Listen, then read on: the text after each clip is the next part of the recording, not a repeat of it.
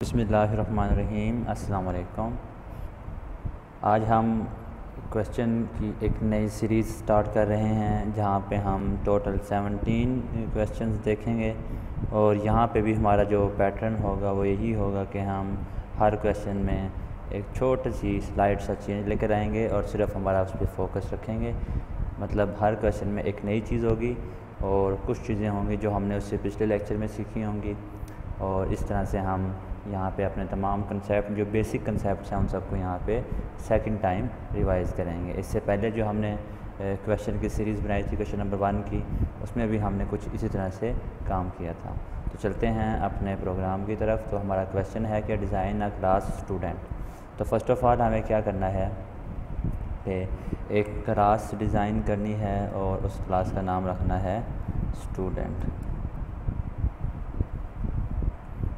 तो हम जानते हैं कि जब हमने एक क्लास डिज़ाइन करनी होती है तो हम क्लास का कीवर्ड यूज़ करते हैं, फिर उस क्लास का नेम रखते हैं और फिर यहाँ पे उसकी बॉडी बना देते हैं।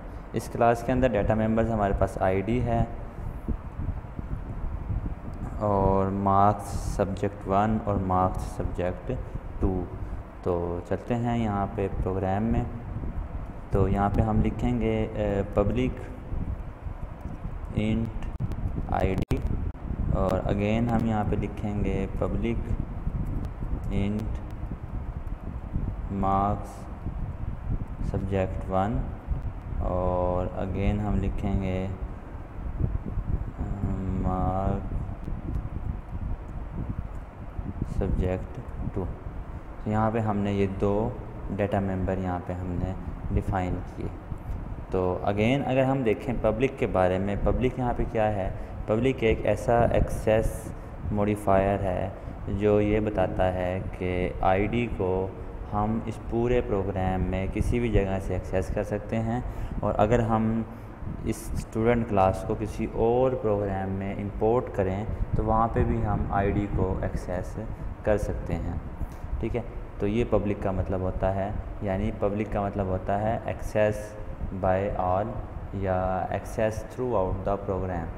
मतलब हम किसी भी जगह पे इसे एक्सेस कर सकते हैं विद इन द क्लास भी और आउटसाइड ऑफ क्लास भी। तो यहाँ पे सिर्फ इस प्रोग्राम में हमें इस क्वेश्चन में हमें इतना ही बताया गया है। तो यहाँ पे हम देखें तो इससे ऊपर हमने यहाँ पे एक क्लास बनाई है जिस क्लास का नाम है क्वेश्चन नंबर 2 और यहाँ पे हमने इसे रखा है पब्लिक। तो याद रखिएगा किसी एक प्रोग्राम के अंदर जावा के अंदर सिर्फ एक क्लास पब्लिक हो सकती है, बाकी तमाम क्लासेस को हम पब्लिक डिफ़ाइन नहीं कर सकते। यानी अगर हम इस प्रोग्राम को रन करें तो देखें यहाँ पे कोई भी एरर हमारे पास नहीं आएगी।